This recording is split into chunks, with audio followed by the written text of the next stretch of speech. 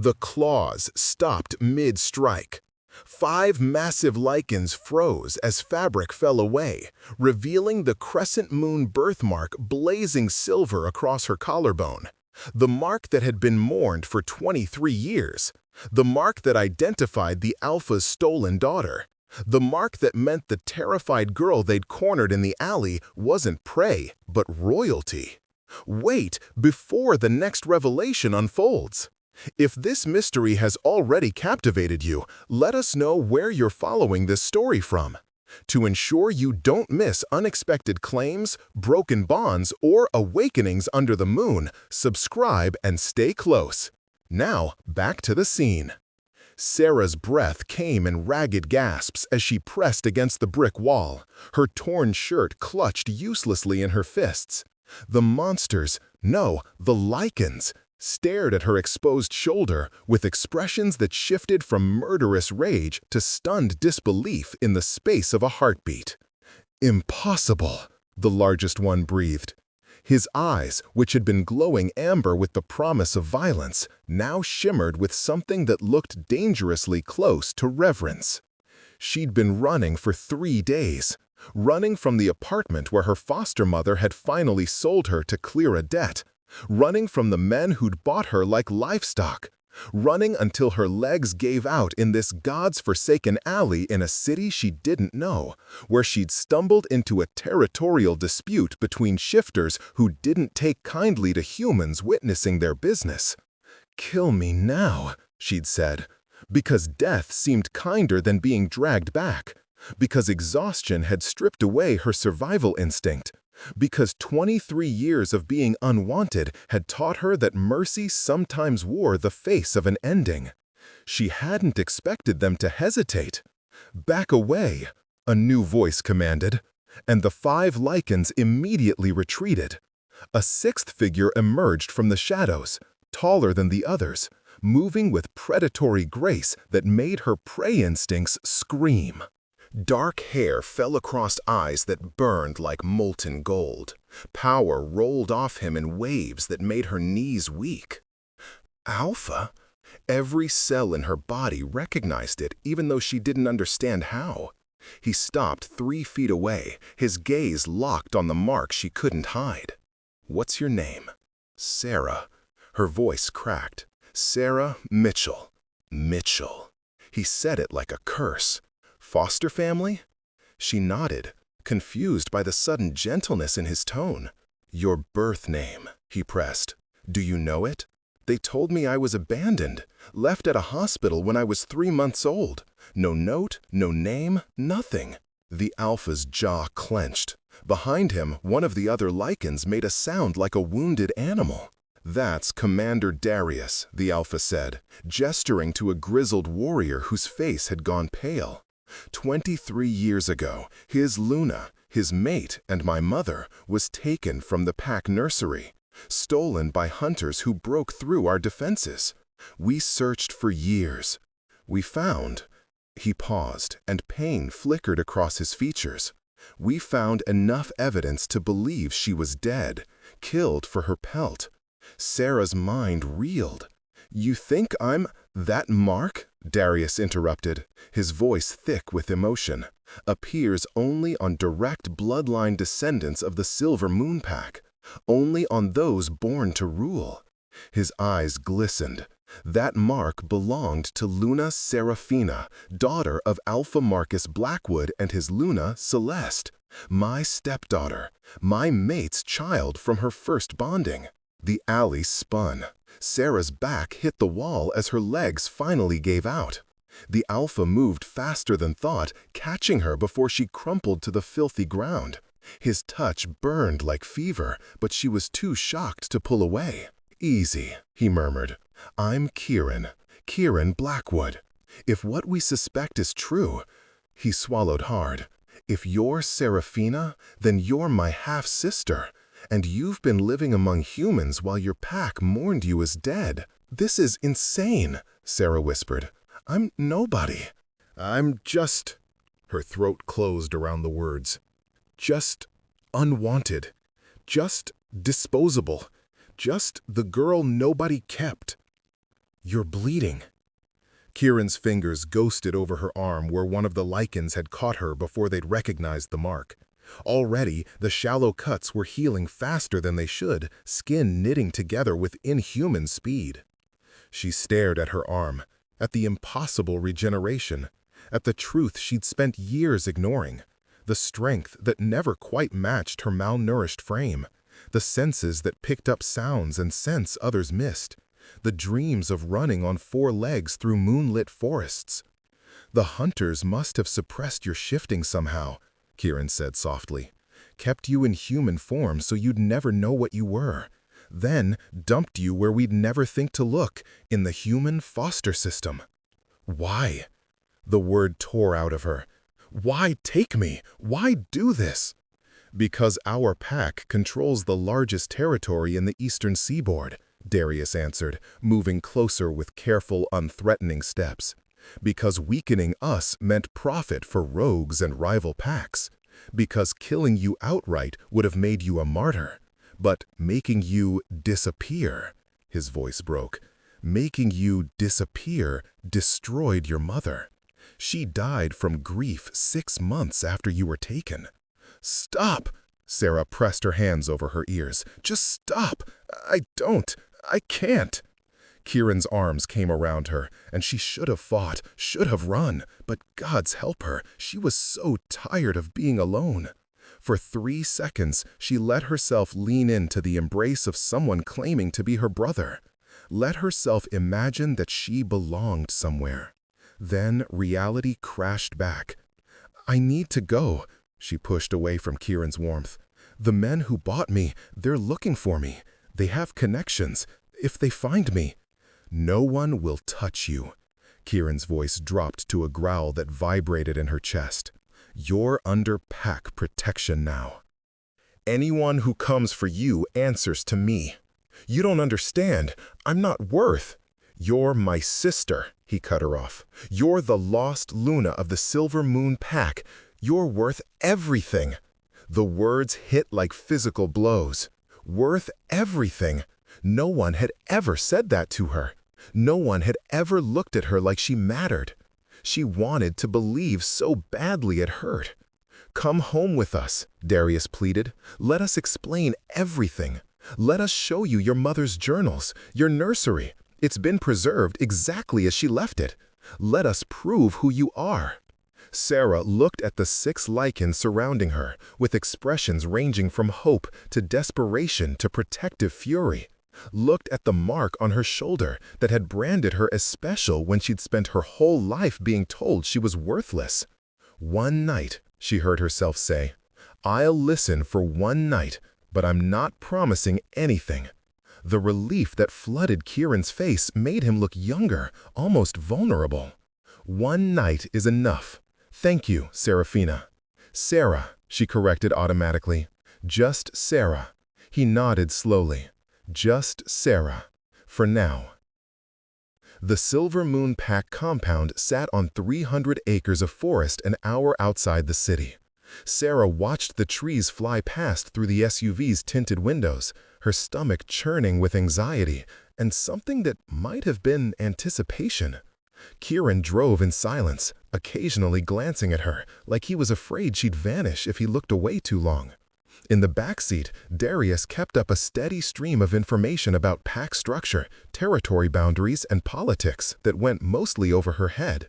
The pack split when you disappeared, Darius explained. Some wanted to keep searching forever. Others pushed to declare you dead and move on. Marcus, your father, refused to name a new heir until... He trailed off. Until what? Sarah prompted. Until he died, Kieran finished quietly. Heart attack. Except hearts don't just attack in Lycans. Not in Alpha. The pack doctor said it was more like his heart just gave up. Like he stopped wanting to fight after years of hoping you'd come home. Guilt twisted in Sarah's gut. Guilt for a man she'd never met. A father who'd mourned a daughter who'd been alive the whole time, suffering in foster homes and shelters while he'd searched in vain. It's not your fault, Kieran said, reading her expression. None of this is your fault. But it felt like fault. It felt like she'd somehow failed people she'd never known, betrayed a family she couldn't remember. The compound appeared through the trees, a sprawling complex of modern buildings integrated seamlessly with the forest. Lycans in various states of transformation patrolled the perimeter. At the main gate, a pair of wolves the size of horses flanked the entrance, their intelligent eyes tracking the SUV as it passed. "We've had to increase security," Kieran explained. "After Father died, several rival packs tested our borders. They think we're weak with an unmated alpha and no clear succession line." "You're not mated?" The question slipped out before Sarah could stop it. Something dark flickered across Kieran's face. "No. The female my father chose rejected me 3 years ago, found her true mate in a neighboring pack, and left." He said it casually, but Sarah heard the old wound beneath the words. The SUV stopped in front of a massive lodge, constructed from timber and stone. Before Sarah could reach for the door handle, Lycans poured from the building, dozens of them, all stopping dead when they caught sight of her, when they saw the mark. "Is it true?" A woman with silver-streaked hair pushed to the front, tears streaming down her weathered face. "Is it really her?" "We believe so, Margot," Kieran said gently. "She has the mark and no memory of her early childhood. Age matches perfectly." Margot, who Darius quietly identified as the pack's former head nursery attendant, approached with trembling hands. "May I?" she whispered. Sarah nodded, not sure what she was agreeing to until Margot's fingers brushed the crescent mark. The older woman gasped and power flared, a brief, startling connection that flooded Sarah with images. A nursery painted in soft yellows, a mobile with silver moons hanging over a crib, strong hands lifting her high while she giggled, a woman's voice singing a lullaby in a language Sarah didn't recognize, but somehow understood. "Sleep, little moon. Your pack watches over you. Sleep, little moon. You are loved. You are safe. You are ours." The vision broke. Sarah stumbled backward, gasping. "You felt it," Margot breathed. "The memory echo. That was your mother's gift. She could share memories through touch. It passes through the female line." Her smile trembled. "Welcome home, little Luna." The gathered Lycans dropped to one knee in perfect synchronization, heads bowed in a gesture of respect that made Sarah's throat tight. "Am not," she started. "You are," Kieran said firmly. "Whether you remember or not, whether you accept it or not right now, you are Seraphina Blackwood, Luna of the Silver Moon Pack, and these are your people." Her people. The phrase settled over her like a blanket she'd been missing her whole life without knowing it was gone. Kieran guided her inside, past kneeling Lycans, who murmured Luna as she passed. The lodge's interior was warm and lived in, all exposed beams and comfortable furniture clustered around a massive stone fireplace. Photos covered every surface, pack gatherings, hunts, ceremonies. And in nearly every photo from more than 2 decades ago, a stunning woman with midnight hair and eyes like starlight. "Your mother," Kieran said unnecessarily. "Celeste." Sarah couldn't stop staring at the woman who shared her face. Same high cheekbones, same stubborn chin, same wide-set eyes.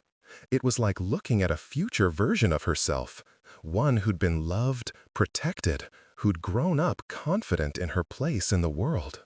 "You look just like her," Darius murmured, coming to stand beside her. His eyes were wet again. "Goddess, it's like having her back." "I should warn you," Kieran said quietly. "There's going to be resistance. Some pack members will question whether you're really her. Others will resent the upheaval your return causes. And there are those who benefited from your absence. Wolves who gained status, territory rights, positions they wouldn't have held if you'd been here." "You're saying I have enemies?" Sarah said flatly. "Great. That's exactly what I need on top of everything else." "You have a family," Kieran corrected, "and we protect our own." Before she could respond, a commotion erupted from the hallway. Raised voices, scuffling, then a woman burst into the room, flanked by two large males who looked sheepish about their failure to stop her. The woman was beautiful in a sharp, dangerous way, all pale skin and red lips and curves displayed in designer clothes that probably cost more than Sarah had earned in a year. Her eyes, ice blue and calculating, locked onto Sarah with immediate hostility. "So this is the lost princess," she drawled. "How convenient that she shows up right when the pack is at its weakest, when a strong Luna could claim significant power." Her gaze raked over Sarah's ratty clothes and unwashed hair, though, I have to say, she doesn't look much like royalty to me. "Back off, Vivian," Kieran growled. Vivian? The name clicked into place. The female who'd rejected Kieran, according to pack gossip Sarah had overheard during the drive. Why should I? Vivian moved closer, circling Sarah like a predator. Anyone could fake that mark. A tattoo, a brand, humans do it all the time. And it's awfully suspicious that she appears just when you need an heir to solidify your claim to Alpha. "The mark can't be faked," Darius snapped. "It's not just visual, it carries power. Margot confirmed it." Margot's an old woman, desperate to believe her failure to protect the real Luna can be forgiven by accepting an imposter. Vivian's smile was all teeth. "I'm simply suggesting we verify before we crown some street rat." The words hit harder than Sarah expected. Street rat? That's what she was, really, what she'd always been. These people talked about Lunas and power and birthright, but Vivian was right. Sarah didn't belong here, didn't know the first thing about being anything other than unwanted. "Verification is reasonable," she said quietly, and saw surprise flicker across Vivian's face. "I don't want to disrupt your pack. If there's a way to prove whether or not I'm really Seraphina—" "There is," Margot interrupted, "the Alpha's blood test. If she carries Marcus's genetic markers, the pack bond will recognize her. It's irrefutable." "Fine," Vivian's smile widened. "Let's do it now. No point in dragging this out." Kieran looked like he wanted to argue, but Sarah was already nodding. "How does it work?" "I'll need a blood sample," Margot said, "and we'll need to take you to the Sacred Grove, the place where pack bonds are forged and tested. It's about a mile into the forest." "Now?" Sarah asked. "Unless you're afraid of what we'll find," Vivian purred. Sarah met her hostile gaze steadily. "Let's go." The Sacred Grove was stunning, a perfect circle of ancient trees surrounding a clear pool that reflected moonlight like liquid silver. Stone markers ringed the water, each one carved with names and dates going back centuries. "Pack members are honored here when they die," Kieran explained softly. "And new alphas are confirmed here. The pool is connected to ley lines, earth magic that predates shifterkind. It recognizes truth." Margot prepared the ritual with practiced efficiency, pricking Sarah's finger and letting 3 drops of blood fall into the pool. The moment the crimson touched silver, the water began to glow. "Now you step in," Margot instructed. "Let the magic read you." Sarah waded into the pool, gasping as power rushed up her legs. The water rose to her waist, warm and alive with energy that felt like recognition, like welcoming, like home. Then pain exploded through her skull. Images crashed over her in waves. The nursery, a man with kind eyes, Marcus, holding her while she fussed. A woman singing, Celeste, her voice wrapping around Sarah like a shield. Playing with other pups in the grass. Running on 4 legs that weren't hers, yet somehow were. The scent of pack all around her, safety and belonging, and darkness. Rough hands, chemical burn in her nose, screaming, fighting, a needle, cold, empty, alone. Then, nothing. Nothing but gray years in houses that weren't homes, hands that hurt, voices that told her she was worthless, a burden, a mistake. "Sarah!" Kieran's voice cut through the memories. His hands gripped her shoulders, pulling her back to the present. Breathe, just breathe. She was sobbing, she realized. Great heaving sobs that shook her whole body as 23 years of suppressed grief broke free. The pack bond hummed through her, recognition settling into her bones with the weight of absolute certainty. She was Seraphina Blackwood, daughter of Marcus and Celeste, Luna of the Silver Moon Pack. She was theirs and they were hers, and she'd been stolen from them by people who'd known exactly how much damage they'd do. The pool's glow intensified, and Sarah felt the pack bond snap into place one by one. Threads of connection weaving between her heart and every Lycan in the territory.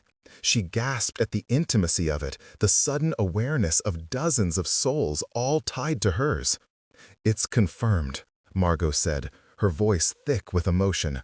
"The pool accepts her. The bonds recognize her. She is Luna." Around the grove, Lycans who'd followed them into the forest dropped to their knees. Even Vivian had gone pale, her earlier hostility replaced by shock. Kieran helped Sarah from the pool, wrapping his jacket around her shivering frame. "Welcome home, sister," he said softly. Truly. But Sarah barely heard him. The pack bonds were overwhelming. All those emotions, all those needs, all that expectation pressing against her mind like weight. These people wanted something from her, needed their Luna, expected her to be someone she had no idea how to become. "I can't," she whispered. "I don't know how to be this." "Then we'll teach you," Darius said firmly, moving to her other side. "That's what Pack is for." "Some Pack," Vivian spat, finding her voice again. "You confirm her identity and think that solves everything? She's been raised human. She can't even shift. How is she supposed to lead when she doesn't understand the first thing about what we are?" "She'll learn," Kieran said coldly. "While our enemies circle and our pack fractures?" Vivian laughed bitterly. "This is a disaster. You've doomed us all by bringing her here." The words cut deep because they felt true. Sarah had spent 3 days running from men who wanted to own her, and now she'd landed in the middle of a political nightmare where an entire pack's survival might depend on her being something she wasn't. "Take me back," she said suddenly, "to the lodge. I need to think." Kieran nodded, understanding in his golden eyes. Of course. They walked back in silence, the pack bonds thrumming with varying degrees of hope, skepticism, and fear. Sarah tried to block them out, but the connections were too new, too raw. She felt every doubt, every worry, every desperate prayer that she'd be the salvation they needed. She'd never felt more trapped in her life. Sarah woke to sunlight streaming through unfamiliar windows and the scent of pine and pack all around her. For a moment, she couldn't place where she was. Then memory flooded back and she groaned. The lodge, the pack, the revelation that had turned her entire world inside out. Someone had left clothes on the chair by the bed, soft fabrics that actually fit, nothing like the threadbare donations she was used to. She dressed quickly and ventured into the hallway, following the sound of voices to a large kitchen where dozens of Lycans were gathered for breakfast. Conversation stopped when she appeared. "Luna," several voices murmured. Sarah's stomach clenched. "Please don't call me that. Just Sarah is fine." An older male with gray at his temples shook his head. "Respect is earned through title. You are Luna, whether you wear the name comfortably yet or not." "Garrett's right," Margot added, appearing with a plate piled high with food. "But we can use Sarah if you prefer. Now eat, you're too thin." Sarah accepted the plate mechanically, acutely aware of every eye tracking her movements as she sat at the massive wooden table. Kieran slid into the seat beside her, and Darius took the one across, creating a protective barrier that eased some of her tension. "Sleep well?" Kieran asked. "Barely." Sarah pushed eggs around her plate. "The pack bonds kept waking me up. It's like having 100 voices in my head." "That will settle," Darius assured her. "Right now, they're all hyper-focused on you. Give it time and the bonds will fade to background noise unless someone's in distress." "How much time?" He grimaced. "Weeks, probably. Maybe months. It depends on how quickly you acclimate." "Weeks? Months?" Sarah's chest tightened. She couldn't stay here for months. She had to figure out what to do with this impossible situation. Had to decide whether she was running again or... "We have a problem," a male announced, striding into the kitchen with military bearing. Black Ridge Pack just sent a formal challenge. They're questioning the legitimacy of Kieran's alpha claim now that a direct heir has returned. They're demanding either Serafina take the alpha position or step aside so they can absorb our territory. Silence fell like a guillotine blade. "Black Ridge?" Sarah asked weakly. "Rival pack," Kieran said tersely.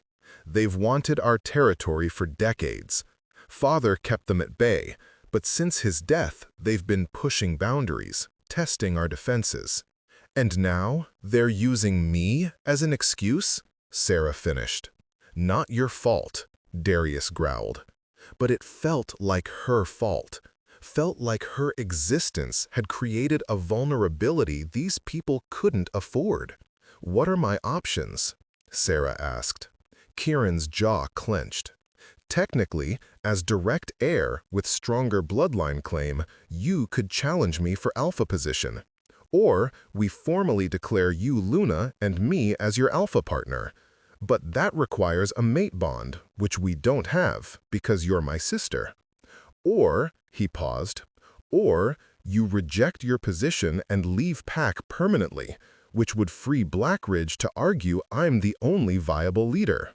"They'd still challenge you," the male who delivered the news said bluntly. "They smell weakness. The only real solution is to make our pack so strong they don't dare attack." "Which requires a Luna," Margot said quietly. "The bonds are stronger with a Luna. The pack functions better. And Serafina's bloodline is powerful. If she learns to access it, she could tip the balance entirely." All eyes turned to Sarah. The weight of their expectations pressed down like physical force. "I don't know how to be Luna," she said desperately. "I've been here less than 24 hours. I can't even shift." "Then we teach you," Kieran interrupted. "Starting now. If Black Ridge wants to challenge, let them. But they'll find Silver Moon united and stronger than they imagined." He stood, offering his hand. "First lesson, learning to shift. It's controlled by emotion, and right now you're running on fear and adrenaline. Perfect conditions." Sarah stared at his outstretched hand, at the pack watching her with hope warring with doubt, at the impossible situation she'd stumbled into through no fault of her own. She could run? Or she could disappear back into the human world where at least she understood the rules, even if those rules had always been stacked against her. Or she could stay, could try to become whoever these people needed her to be, could stop running for the first time in her life and stand her ground. The pack bonds hummed with anxious anticipation. Sarah took Kieran's hand. "Okay," she whispered, "teach me." Learning to shift was nothing like Sarah imagined. "Stop thinking," Kieran instructed for the 100th time. They stood in a clearing deep in pack territory, surrounded by forest and privacy. Darius watched from the tree line, offering encouragement between Kieran's sharper commands. "Shifting isn't intellectual, it's instinctual. You have to feel it." "I am feeling it," Sarah snapped, frustration making her sharp. "I'm feeling frustrated and scared and completely out of my depth." "Good," Use that. Kieran circled her like he was stalking prey. Fear triggers the shift in emergencies, so does rage. What makes you angry, Sarah? What makes you want to tear something apart? Images flashed through her mind. Foster mothers who'd taken her in for the check and kicked her out when she became inconvenient. Men who'd looked at her like meat. The hunters who'd stolen her from her family and destroyed her mother through grief. Vivian's voice calling her street rat. Heat built under her skin. There, Kieran said sharply. Feel that? That's your wolf. She's been caged for 23 years and she wants out. Stop fighting her. The heat intensified, spreading through her limbs like wildfire. Sarah gasped as her bones began to shift, not painfully but wrong, like her body was being rewritten from the inside out. She fell to her knees, panic spiking. Don't fight it, Kieran commanded. Let go. But she couldn't. The sensation was too foreign, too overwhelming. Her body tried to change, caught halfway between forms, and agony exploded through her nerve endings. She heard herself scream. Then strong arms caught her, and Kieran's voice murmured soothing nonsense in her ear while the shift reversed, leaving her gasping and human in the grass. "Breathe," he ordered. "Just breathe. You're okay." "I can't do this," Sarah choked out. "I'm broken." "You're not broken." Darius moved closer, crouching beside them. "You're just blocked. The hunters must have used silver or wolfsbane to keep you human. It leaves scars on the psyche even after the body heals. Your wolf knows how to shift. You just have to trust her." Trust. The word tasted bitter. Sarah had learned young that trust got you hurt. "Try again," Kieran said gently. "But this time, don't think about the shift. Think about running. Imagine yourself on 4 legs, wind in your fur, hunting under moonlight. Think about pack." Sarah closed her eyes, tried to imagine it, but all she could see was failure. These people realizing she couldn't be what they needed, rejection written across their faces as they sent her away because she was too damaged, too human, too broken. The pack bonds flared with sudden warmth. Sarah's eyes snapped open as she felt them. Dozens of Lycans all focusing their energy toward her, sending strength and acceptance and faith through the connections. Margot's motherly concern, Garrett's steady confidence, even pack members she hadn't met, all offering pieces of themselves to help her find her wolf. "We're here," the bonds seemed to whisper. "You're not alone. You don't have to do this by yourself." Something cracked open inside her. The shift took her like a wave, sudden and overwhelming, but somehow right. Her bones rearranged with liquid ease, fur sprouting across skin, senses exploding into hyperfocus. She fell forward onto 4 legs that felt both foreign and perfectly natural, and the world transformed around her. Everything was sharper. Scents layered the air, pine and earth, pack musk, the trail of a rabbit that had passed through hours ago. Sounds she'd never noticed before whispered through the forest, and through the pack bonds she felt their triumph like her own joy magnified 100-fold. She'd done it. She'd shifted. Sarah, no, her wolf, threw back her head and howled. The sound rang through the forest, primal and victorious. Around the clearing, answering howls rose from the pack, a symphony of celebration that made her wolf preen with pride. Then Kieran shifted beside her, a massive silver wolf with those same golden eyes, and took off running. Instinct drove her to follow, and suddenly Sarah was flying through the forest on 4 legs, keeping pace with her brother as they wove between trees and leaped over streams. Darius joined them, his darker wolf flanking her other side, and for the first time in her life, Sarah felt what it meant to belong. This was pack. This was family. This was home.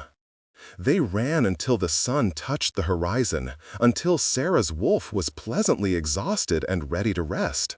The shift back to human was easier than the first transformation, though it left her naked and shivering in the grass until Kieran handed her the clothes he'd carried.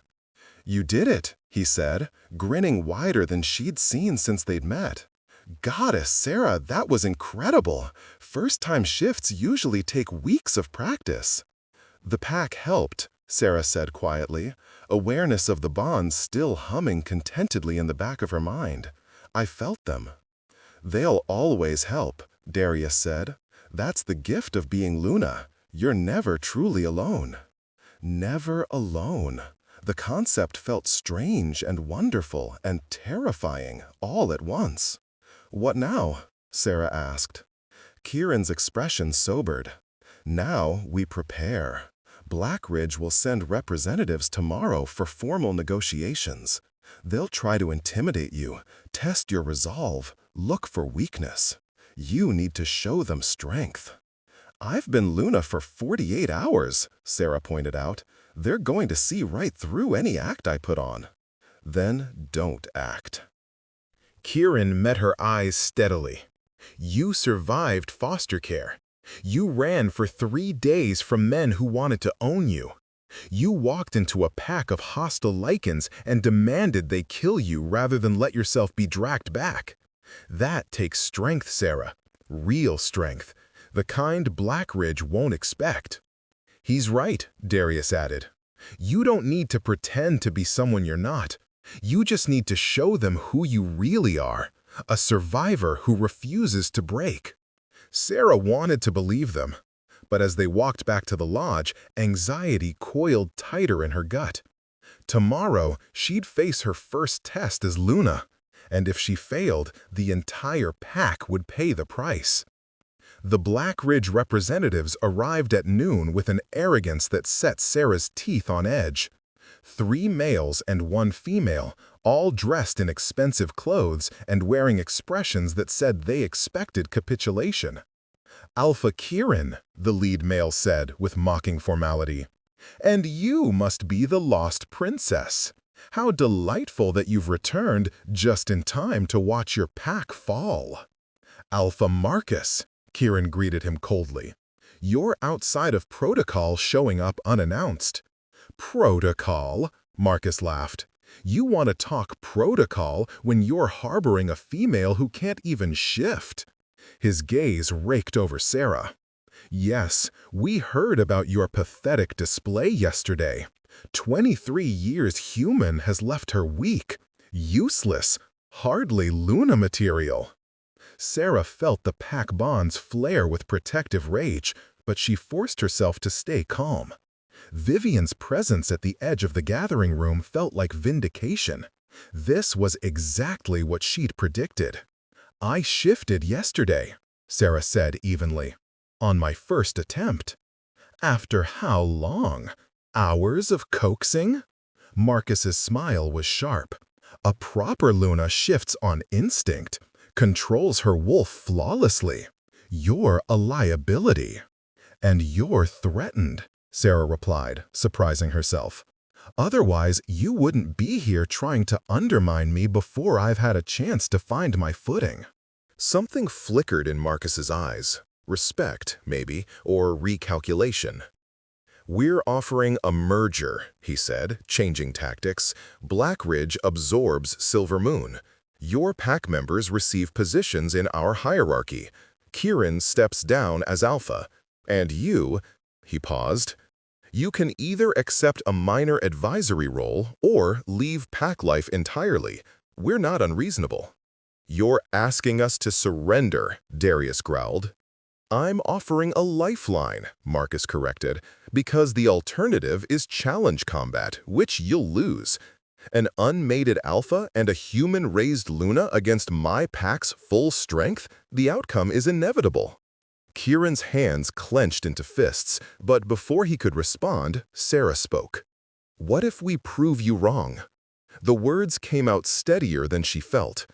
"You say I'm weak, useless. Give me 30 days. 30 days to train, to learn, to show you that bloodline matters more than upbringing. And then what? Marcus asked. Then we meet for a formal demonstration. Combat trials between our pack's best fighters. If Silver Moon wins, you back off and recognize our sovereignty. If Black Ridge wins, she swallowed hard. We'll negotiate surrender terms. The room erupted in argument. Kieran turned to her with shock written across his face. Darius looked torn between pride and horror. And the Black Ridge Wolves exchanged glances that said they thought she'd just handed them an easy victory. 30 days, Marcus mused. Acceptable. But I want terms in writing, witnessed by neutral pack. And the trials will be judged by the Council of Alphas. No disputes about outcomes. Agreed, Sarah said before Kieran could object. Marcus's smile widened. Then I look forward to watching you fail, little Luna. See you in 30 days. The Black Ridge delegation left with barely concealed glee. The moment they were gone, chaos erupted. "Are you insane?" Vivian shrieked. "You just gambled the entire pack on your ability to become competent in a month." "She bought us time," Kieran said quietly, though his expression was tight with concern. "Time to train, to prepare, to shore up our defenses." "She bought us a public humiliation," Vivian shot back. "The council will witness our failure and declare Black Ridge the rightful power. We're finished." "We're not finished," Sarah's voice cut through the argument. "I know I'm not ready. I know I'm weak. But I also know that I'm not going to sit here and watch this pack crumble because I was too afraid to try." She met Vivian's hostile gaze. "You can help or you can leave, but I'm not giving up." For a long moment, silence reigned. Then Darius started to laugh. Deep, genuine laughter that made several pack members stare. "That," he said, still chuckling, "is exactly what Celeste would have said. Goddess Sarah, you really are your mother's daughter." Something warm unfurled in Sarah's chest at the comparison. 30 days, Kieran said, decision crystallizing in his tone. "We train her every waking hour. Combat, tactics, pack law, power control, everything. Darius, you handle her education. Margot, work on her control of the pack bonds. Garrett," he turned to the older male, "you oversee defense preparation. If this goes badly, we need to be ready for actual war." "And me?" Vivian asked bitterly. Kieran's expression hardened. "You train her in combat. You're the best fighter we have besides me, and I need to focus on alpha duties. Put aside your resentment and do your job." Vivian looked like she wanted to refuse, but after a tense moment, she nodded curtly. "Fine, but don't blame me when she can't meet the standard." She stalked out, leaving Sarah alone with Kieran and Darius. "Did I just make a huge mistake?" Sarah asked quietly. "Maybe," Kieran admitted. "Or maybe you just saved us. Time will tell." He squeezed her shoulder. "But for what it's worth, I'm proud of you. That took courage." Courage or stupidity, Sarah thought. Right now, she wasn't sure there was much difference. The next 30 days passed in a blur of bruises, exhaustion, and incremental progress. Vivian proved to be a brutal instructor. She didn't pull punches, didn't offer comfort, didn't accept excuses. Within the first week, Sarah had been thrown, pinned, and defeated so many times she lost count. But slowly, painfully, she started to learn. How to use her smaller size as an advantage. How to read an opponent's tells. How to fight dirty when honor wouldn't cut it. "You're never going to win on strength," Vivian said during one particularly grueling session, "so stop trying. Use speed, use strategy, use the fact that males underestimate you." She demonstrated a move that sent Sarah crashing to the mat. "And for God's sake, learn to fall properly. You'll last longer." Despite her hostility, Vivian was teaching her, actually teaching her, with a precision that suggested she wanted Sarah to succeed despite herself. "Why are you helping me?" Sarah asked one evening after training. Vivian was silent for a long moment. "Because I do love this pack," she finally said, "even if I left it for my mate. And because," she paused, "because you remind me what I gave up. Watching you fight for something you barely understand makes me wonder if I made the right choice." It was the most honest thing Vivian had said to her. "Do you regret it?" Sarah asked carefully, "leaving for your true mate?" "Every day," Vivian whispered, "and not at all. True mates are rare, Sarah. When you find one, you'll understand. The pull is undeniable. But leaving Kieran hurt, leaving this pack hurt. Sometimes I wonder if following my heart was selfish." Sarah thought about Kieran's face when he'd mentioned the rejection, about the loneliness she felt through their sibling bond despite his attempts to hide it. "He doesn't blame you," she said softly. "I know," Vivian smiled sadly, "which somehow makes it worse." Now get up. We're going again. Darius' lessons were different, focused on pack history, laws, and the subtle art of reading and managing the pack bonds. Sarah learned that being Luna wasn't just about power. It was about balance, about mediating disputes and strengthening connections and knowing when to push and when to yield. "The pack is an organism," Darius explained. "Everyone has a role, and when one part suffers, the whole body weakens. Your job is to feel those imbalances through the bonds and help correct them before they become critical." Sarah practiced reaching through the bonds, identifying wolves in distress, offering comfort or strength when needed. It was exhausting, like being an emotional conduit for dozens of souls, but also deeply fulfilling in ways she hadn't expected. She was helping, actually helping. And slowly, the pack's initial skepticism transformed into cautious hope. Margot taught her to access her mother's gift, the memory sharing. It required physical contact and deep trust, but when Sarah got it right, the results were powerful. She could offer comfort by sharing positive memories, could communicate complex ideas without words, could forge bonds that transcended normal pack connections. "This gift is rare," Margot explained, "and dangerous if misused. Memories shape us. Be careful what you share." Sarah practiced on willing pack members, learning to control the flow, to share without overwhelming. And sometimes, late at night, she practiced alone, sifting through the memories that had returned with her shifting, trying to piece together the 3 months of life she'd had before the hunters stole her. There wasn't much. Impressions mostly. Warmth, safety, love. Her mother's voice, her father's laugh. The feeling of pack all around her like a security blanket. She'd had this once, and she'd fight to keep it now. The day before the trials, Kieran called her to his office. "You've made incredible progress," he said without preamble. "In 30 days, you've gone from unable to shift to holding your own against our best fighters. From knowing nothing about pack to managing bonds like you've done it for years. I'm in awe of you." Sarah felt heat rise to her cheeks. "I had good teachers. You had determination." Kieran moved around the desk to stand in front of her. "Whatever happens tomorrow, I want you to know you've already proven yourself. To me, to this pack. You're everything we needed, Serafina." The use of her full name made her eyes sting. "Don't say that yet. We still have to win." "We will," Kieran said with quiet confidence, "because we have you." He pulled her into a hug, and Sarah let herself lean into her brother's strength. Tomorrow would bring whatever it brought, but tonight she was exactly where she belonged. The trial grounds were neutral territory, a clearing that belonged to no pack, witnessed by 3 members of the Council of Alphas. Hundreds of wolves gathered to watch, tension thick enough to choke on. Black Ridge brought their best fighters. Silver Moon matched them person for person. The trials would be simple, one-on-one combat, best of 5 rounds. No killing, but everything else was fair game.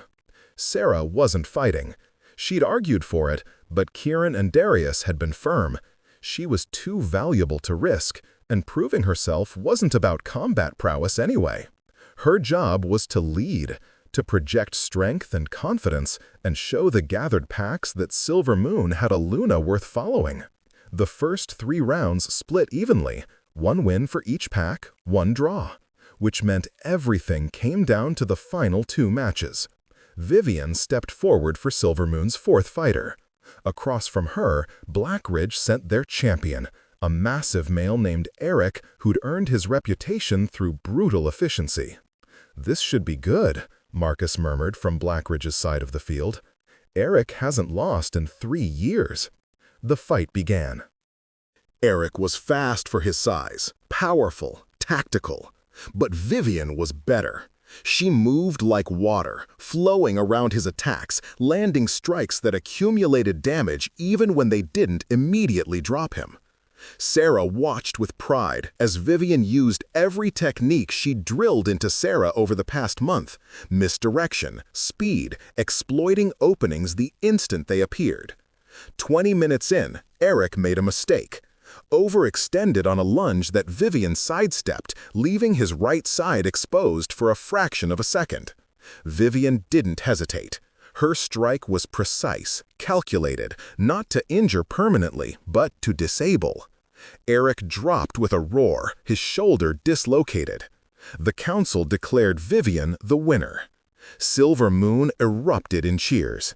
The score was now 3-2 in their favor. 1 more win and they'd secured their sovereignty. Kieran stepped forward for the final match. Alpha versus Alpha, the lead council member announced. Kieran Blackwood of Silver Moon against Marcus Thorne of Blackridge. The fight was brutal. Both alphas shifted to wolf form, circling each other with lethal grace. They clashed in an explosion of fur and fang, breaking apart only to crash together again with impacts that shook the ground. Sarah's heart hammered as she watched her brother fight for their pack's survival. The pack bonds thrummed with anxiety, dozens of wolves all focused on this moment, this battle that would determine their future. Kieran was magnificent, all power and precision, fighting with the skill of someone born to lead. But Marcus was older, more experienced, and fighting with the desperation of someone who'd staked everything on this victory. The match dragged on. Blood stained both wolves. Exhaustion crept into their movements. Then Marcus got through Kieran's guard, fangs sinking into his shoulder. Kieran yelped, and through the pack bonds, Sarah felt his pain like her own. No, they couldn't lose, not like this. Not when they'd come so far. Power surged through Sarah without thought. She reached through the pack bonds to Kieran, offering him everything she had: her strength, her determination, her absolute refusal to quit. The bonds flared brilliant silver as Luna magic flooded through them, and Kieran's eyes flashed with renewed energy. He twisted in Marcus's grip, broke free, and launched a counterattack that drove the Blackridge Alpha back step by step. When Kieran's jaws closed around Marcus's throat in the ritual gesture of surrender, the clearing exploded with Silver Moon's triumph. They'd won. The council made it official, declaring Silver Moon's sovereignty recognized and Blackridge's challenge rejected. Marcus shifted back to human form, blood dripping from multiple wounds, but his expression held respect rather than anger. "Well fought," he said to Kieran. "Your Luna is more impressive than I expected." Kieran shifted as well, accepting a robe someone handed him. "She's exceptional, and we're just getting started." Marcus's gaze found Sarah in the crowd. "Guard her well, Kieran. Power like that attracts attention, not all of it friendly." It sounded like warning and threat and acknowledgement. The gathering dispersed slowly, packs departing with new understanding of Silver Moon's strength. Sarah moved through the crowd accepting congratulations, feeling the pack bonds singing with joy and relief and pride. She'd done it. They'd done it. Together. "Luna!" Margot called, pushing through the crowd with tears streaming down her face. That was incredible! The way you channeled power through the bonds. I've never seen anything like it. Neither have I, Darius agreed, appearing beside her. Celeste could share memories, but you shared strength, life force.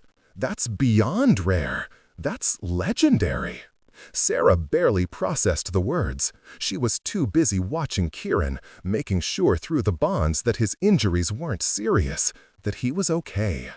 Their eyes met across the clearing, and he smiled, genuine and warm and grateful. "We did it," his expression said. "We're safe." For now, Sarah thought, but Marcus's warning echoed in her mind. Power like that attracts attention. What had she just revealed to the wider supernatural world? The celebration back at the lodge lasted well into the night. Lycans who doubted Sarah now approached with respect, with acceptance, with gratitude for giving them a Luna who'd proved her worth. Even Vivian offered a nod of acknowledgement before disappearing into the crowd. Sarah escaped to the balcony overlooking the forest, needing a moment of quiet after the emotional intensity of the day.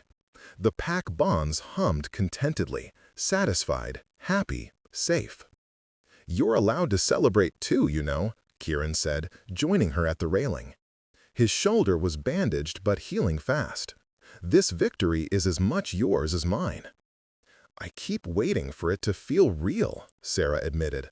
"A month ago, I was sleeping in shelters and running from men who wanted to own me. Now I'm Luna of a werewolf pack, and I just helped win a trial that determined our future.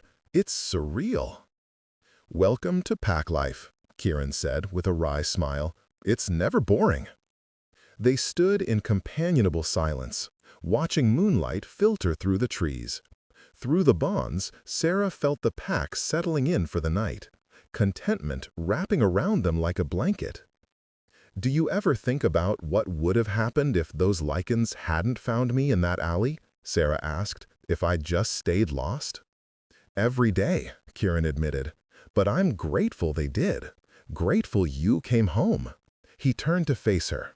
"You saved us, Sarah. Not just today, but from the moment you decided to stay. You gave this pack hope again." "I was terrified," Sarah confessed. "I'm still terrified most of the time." "That's what makes you brave." Kieran's hand found hers, squeezing gently. "Courage isn't the absence of fear. It's moving forward despite it. And you've been moving forward since the moment we met." Sarah thought about the girl who'd said, "Kill me now," in that alley, desperate and exhausted and certain she had nothing left to lose. She'd found something worth living for, something worth fighting for. "Thank you," she whispered, "for not giving up on me." "Never," Kieran promised. "Your pack, your family, and we protect our own." The words settled into Sarah's heart like a vow. She was pack. She was family. She was home. Whatever challenges lay ahead, and she knew there would be more, knew Marcus's warning about attention wasn't idle, she'd face them with her pack beside her. "Come on," Kieran said, tugging her back toward the celebration. "They're about to start the howling ceremony. As Luna, you get to lead." Sarah let him guide her inside, where her pack waited with smiles and open arms. And when she threw back her head and howled, that same primal cry of victory she'd made during her first shift, the pack joined her in perfect harmony. This was belonging. This was purpose. This was worth every terrified moment, every bruise, every doubt. Sarah had spent 23 years being unwanted, but standing here, surrounded by wolves who called her Luna and sister and family, she finally understood what it meant to be chosen. Not because of bloodline or prophecy or birthright, though those things mattered, but because she'd chosen them back, had decided to stand and fight instead of run, had proven through action that titles meant nothing compared to the willingness to bleed for those you loved. The celebration continued around her, But Sarah took a moment to send gratitude through the pack bonds to everyone who'd helped her, taught her, believed in her when she couldn't believe in herself. And somewhere, she liked to think, her mother felt it too. Felt that her daughter had finally come home. The future was uncertain, dangerous probably. But Sarah faced it with her pack beside her and power she was only beginning to understand. She was Luna of the Silver Moon Pack, and she was exactly where she belonged.